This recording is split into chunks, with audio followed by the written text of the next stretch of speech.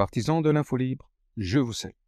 Le couronnement de Charles III n'annonce rien de bon, il y a des signes apparents qui ont été vus. En plus de ça, Charles III n'est pas aimé du peuple et des voix s'élèvent pour demander l'abolition de la monarchie. Et sachez qu'au niveau des prédictions, la fin de la perfide Albion est annoncée. Alois Erlmeyer raconte qu'une bombe à tsunami devrait complètement ravager le pays et cette prédiction en recoupe d'autres, comme celle de la fin de l'Irlande. L'Irlande serait ravagée par le même tsunami artificiellement déclenché et il y a quelques mois, les Russes ont annoncé qu'ils disposaient bien d'une telle arme et qu'ils s'apprêtaient à s'en servir contre les Anglais. Les prédictions sont donc en train de se concrétiser. Rappelez-vous, la mort d'Élisabeth II avait amorcé une série de marqueurs temporels qui se sont également concrétisés. Les troubles en Iran et en Palestine ont été annoncés et quelques semaines et quelques mois plus tard, ils se sont bien réalisés. Reste encore des troubles en Grande-Bretagne et je ne vous en dis pas plus. Si vous voulez connaître la suite, regardez la vidéo consacrée au décès d'Élisabeth II. Maintenant, concernant le couronnement de Charles III, il y a des détails troublants que certains ont remarqués. Tout d'abord, la date choisie intervient 6 mois, 6 semaines et 6 jours exactement après les funérailles d'Élisabeth II. Alors, il y en a qui ont dit non, cela fait 7 mois, 2 semaines et 6 jours. Votre manière de compter est fausse. Vous ne voyez que ce qui vous arrange, des trucs comme ça. Alors, à cela, j'explique. Vous êtes là avec votre manière de penser qui vous sert dans la vie quotidienne, qui vous sert pour aller au marché, discuter dans les cafés ou dans les repas de famille, et vous donnez votre opinion sur des choses que vous ne connaissez pas. Tout ce qui a trait à l'occulte est par définition inconnu du grand public. Les sorciers se cachent. Il n'y a que dans Harry Potter qu'il y a une école où l'on enseigne ce genre de choses. Dans la vraie vie, il n'y a pas d'école de sorciers et donc vous vous prononcez sur des choses qui a priori n'existeraient même pas et qui sont fantaisistes. En tout cas, c'est ce que l'on vous a appris. Sachez que les pratiques occultes, sorcellerie, magie, possèdent une logique qui leur est propre. Si la date du couronnement a été choisie de telle manière qu'elle intervient 6 mois, 6 semaines et 6 jours après les funérailles de la reine, il faut vraiment être naïf pour y voir là un simple effet du hasard. Et ils auraient pu aussi bien attendre 666 jours, comme la durée du pacte germano-soviétique, mais il leur aurait fallu patienter près de 2 longues années, et je ne pense pas que Charles eût été d'accord. Et concernant la symbolique des dates et la numérologie occulte, je vous invite à écouter le discours de Christine Lagarde. Ces gens orientent leurs agendas économiques et politiques en fonction de paramètres entre guillemets magiques. Et d'ailleurs, tous ces termes, magie, sorcellerie, servent à occulter la nature réelle des forces qui sont à l'œuvre. Donc avant de parler de quelque chose que l'école ne nous a pas appris, renseignez-vous et ensuite vous pourrez donner votre opinion.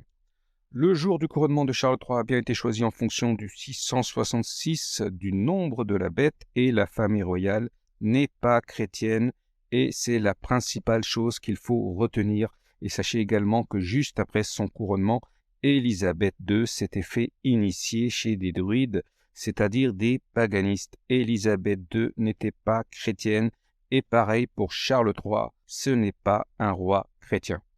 Cette monarchie anglaise est une fumisterie qui remonte au temps du mage John Dee. Tout le monde le sait, ce n'est pas un secret. La future reine de l'époque du nom d'Élisabeth a été abordée par un sorcier du nom de John Dee qui lui a promis que son royaume régnerait sur le monde en échange d'un pacte avec les forces occultes, des démons. Et ces démons se sont manifestés comme ça, pchit. Ils les ont vus et l'affaire a été conclue.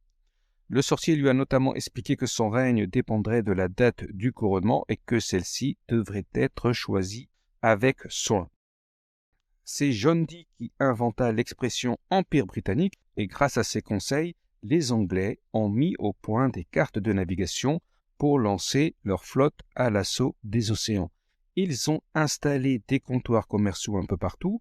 Ils ont créé de toutes pièces la langue anglaise afin que celle-ci se répande dans le monde entier. Ils ont absorbé l'Écosse, puis il y a eu la colonisation américaine et en quelques siècles, la Grande-Bretagne est devenue ce fameux empire sur lequel jamais le soleil ne se couche. Les Anglais sont allés partout, en Arabie, en Inde, en Afrique, et pendant des siècles, ils ont comploté et personne n'a été assez fort pour les arrêter. Même la Chine, civilisation millénaire, s'est fait avoir. Le dernier empereur a été éjecté.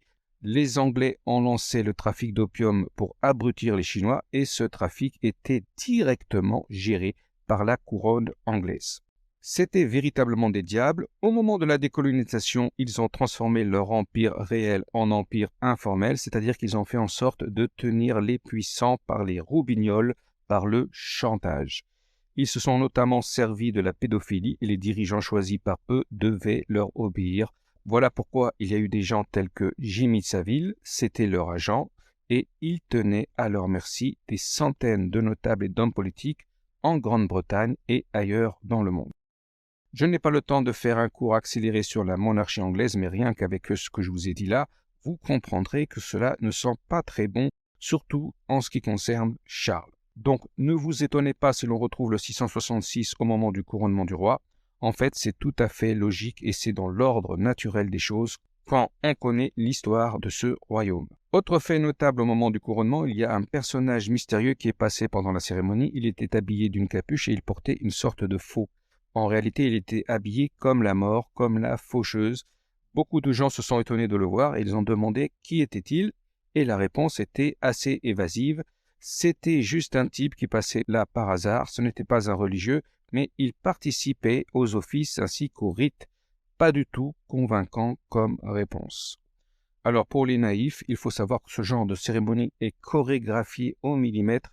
Il est impossible que quelqu'un passe ainsi dans le champ de la caméra sans que cela n'ait été prévu et on notera que son passage est synchronisé avec la musique. La faucheuse est passée.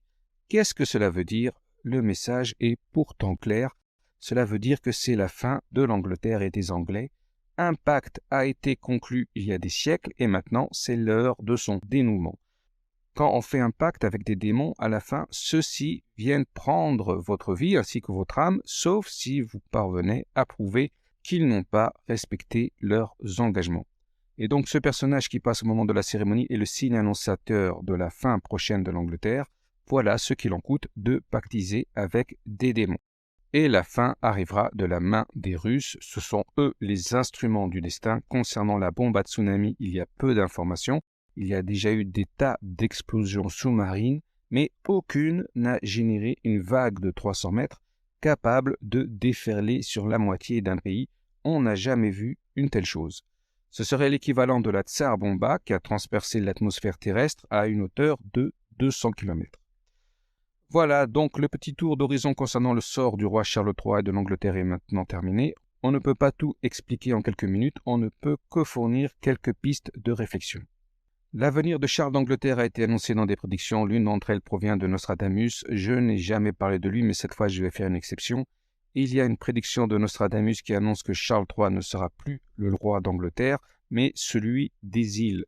C'est-à-dire que l'Angleterre en tant que pays devrait disparaître. Il n'en restera que quelques miettes éparses. La vague qui va engloutir une grande partie du pays va laisser des territoires radioactifs inhabitables. Il y aura quelques zones saines, mais globalement, c'en serait fini du pays. La prédiction remonte à plusieurs siècles, mais elle est ressortie dans les années 50, au moment de la naissance de Charles, et récemment, un ouvrage de 2005 a remis cette prédiction au goût du jour, et il a notamment indiqué l'année du décès d'Élisabeth, c'est-à-dire 2022. Pour le moment, force est de constater que ce qui a été prédit se réalise peu à peu. Cela peut prendre du temps, mais au fil des mois, nous constatons que les marqueurs temporels apparaissent les uns après les autres. Il restait encore un marqueur qui prendrait la forme de troubles en Grande-Bretagne, et plus loin, on nous dit que le peuple anglais se sentirait trahi. Et 2 jours après le couronnement de Charles III, le magazine The Economist, célèbre pour ses couvertures prédictives, a publié cette une qui annonçait que 250 000 Anglais étaient morts mystérieusement ces dernières années. Donc, hausse spectaculaire de la mortalité sans explication officielle, le magazine The Economist pose la question qui fâche au risque de créer le chaos. En faisant cela, The Economist envoie un signal non pas au peuple mais aux élites. Préparez-vous, bientôt ça va être chaud, retirez vos investissements Et quelques semaines auparavant, ce même magazine avait fait un article sur le marché du travail américain où manquaient 4 millions de travailleurs. Pareil, c'était un signe à destination de leurs riches lecteurs. Voilà, ce sera tout pour aujourd'hui. S'il y a des troubles en Grande-Bretagne, vous connaissez la suite, vous savez ce qu'il vous reste à faire. Sur ce, je vous dis au revoir et à la prochaine.